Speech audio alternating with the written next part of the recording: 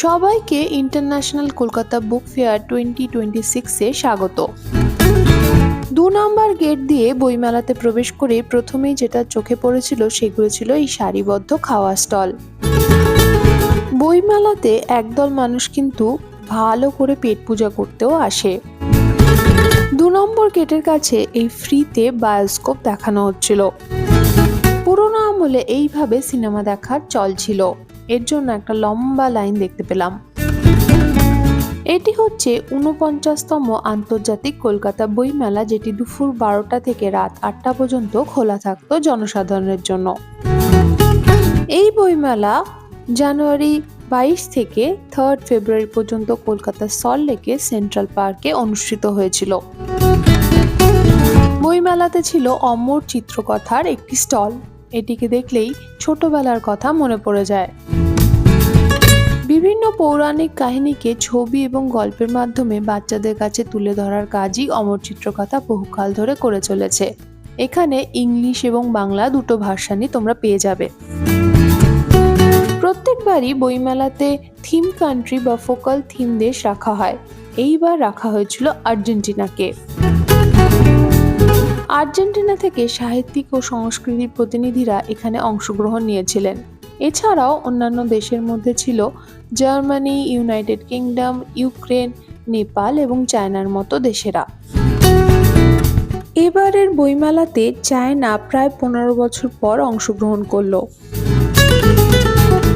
এছাড়াও শেষের কয়েকটা দিনে এখানে ছিল কলকাতা লিটারেচার ফেস্টিভ্যাল। বইমেলা সকল বাঙালিদের কাছেই একটা নস্টালজিয়া। ছোটবেলা বাবার হাত ধরে প্রত্যেক বছরই বইমেলাতে আসতাম। তখন বইমেলা অনুষ্ঠিত হতো কলকাতার পার্ক স্ট্রিটের কাছে ময়দানে। এক ভয়াবহ অগ্নিকাণ্ডের পর বইমেলাকে শিফট করে নিয়ে আসা হয় এবং বর্তমানে এটি সল্টলেকের সেন্ট্রাল পার্ক বিধাননগর মেলা প্রাঙ্গণে অনুষ্ঠিত হয়।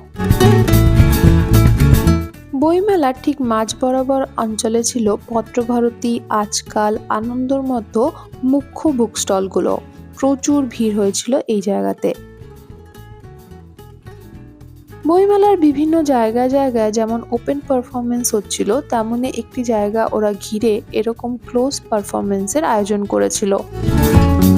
মাননীয় মুখ্যমন্ত্রী এই মঞ্চেই 49 বার হাতুড়ির বাড়ি দিয়ে বইমেলার উদ্বোধন করেছিলেন।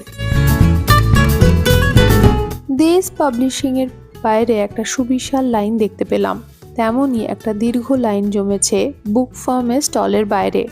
গত 2 বছর ধরে বুক ফার্মের পেতনি সমগ্র বেশ একটি ভাইরাল বই। কলকাতায় শীত পড়তে না পড়তেই শুরু হয়ে যায় বিভিন্ন রকমের মেলা।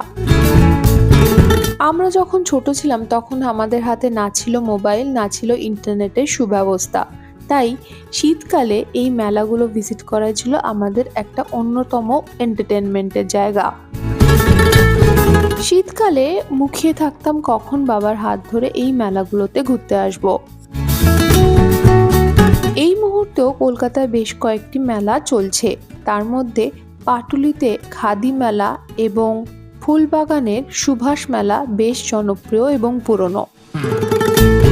এই হচ্ছে লিটল ম্যাগাজিনের সেকশন। লিটল ম্যাগাজিনের ইম্পর্টেন্স আমি অনেক বড় হয়ে বুঝেছিলাম। এই জায়গাটা আমার বরাবরই খুব ভালো লাগে।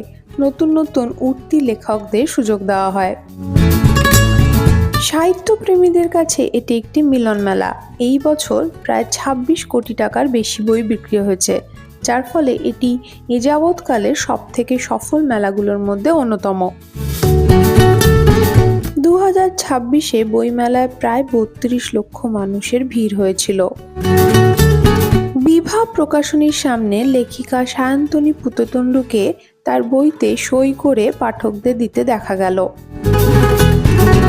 আমার সাথে 49তম কলকাতা ইন্টারন্যাশনাল বুক ফেয়ার ঘুরে বেড়াতে তোমাদের কেমন লাগলো অবশ্যই কমেন্ট করে জানিও। ভালো লাগলে ভিডিওটাকে একটা লাইক করে দিও, আর আমার চ্যানেলে নতুন হলে সাবস্ক্রাইব করতে ভুলো না। অনিল ভৌমিকের লেখা বিখ্যাত ফ্রান্সের সমগ্র পাওয়া যাচ্ছিল উজ্জ্বল সাহিত্য পাবলিকেশনে। লেখক পুরো সমগ্রটি শেষ করে যেতে পারেননি, কিন্তু যতটা লিখেছিলেন পুরোটাই এনারা কম্বাইন হিসেবে বিক্রি করছিলেন।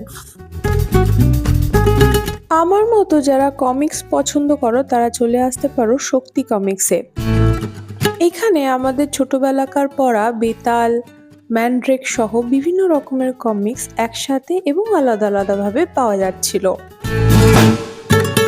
বইমেলাতে আসার এটাই সুবিধা, তোমরা একই মেলাতে বিভিন্ন রকমের বইয়ের সন্ধান পেতে পারো, যেটা কলেজ স্ট্রিটে ঘুরে কখনোই সম্ভব নয়। আজকের মতো এই পর্যন্তই। তোমাদের সাথে আবার দেখা হবে আমার পরবর্তী ভিডিওতে। ততদিন সবাই খুব ভালো থেকো। এখন তবে আসি, বাই।